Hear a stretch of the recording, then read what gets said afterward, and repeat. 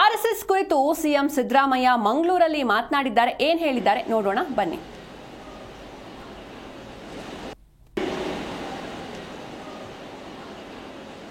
ಎರಡ್ 2003 ಜಗದೀಶ್ ಶೆಟ್ಟರ್ ಮುಖ್ಯಮಂತ್ರಿಯಾಗಿರುವಾಗ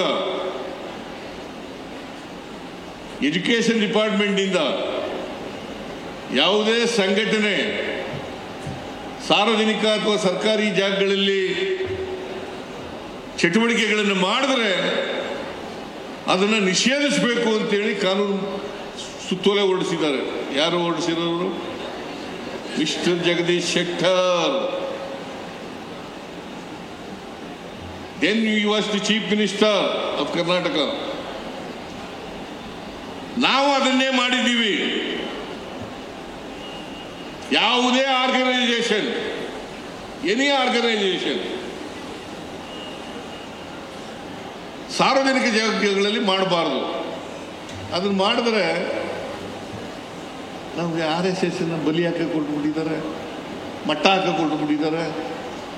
ಏನು ಇದು ಅರ್ಥ ಆಗೋದಿಲ್ಲ. ಅವ್ರು ಮಾಡಿದ್ರೆ ಮಾಡ್ಬೋದು, ನಾವು ಮಾಡಿದ್ರೆ ಅದಕ್ಕೆ ಬಣ್ಣ ಕಟ್ಟೋದು, ಜಾತಿ ಬಣ್ಣ ಕಟ್ಟೋದು. 2003 ಜಗದೀಶ್ ಶೆಟ್ಟರ್ ಮುಖ್ಯಮಂತ್ರಿಯಾಗಿರುವಾಗ ಎಜುಕೇಶನ್ ಡಿಪಾರ್ಟ್ಮೆಂಟ್ನಿಂದ ಯಾವುದೇ ಸಂಘಟನೆ ಸಾರ್ವಜನಿಕ ಅಥವಾ ಸರ್ಕಾರಿ ಜಾಗಗಳಲ್ಲಿ ಚಟುವಟಿಕೆಗಳನ್ನು ಮಾಡಿದ್ರೆ ಅದನ್ನು ನಿಷೇಧಿಸಬೇಕು ಅಂತೇಳಿ ಕಾನೂನು ಸುತ್ತೋಲೆ ಹೊರಡಿಸಿದ್ದಾರೆ. ಯಾರು ಹೊರಡಿಸಿರೋರು? ಮಿಸ್ಟರ್ ಜಗದೀಶ್ ಶೆಟ್ಟರ್.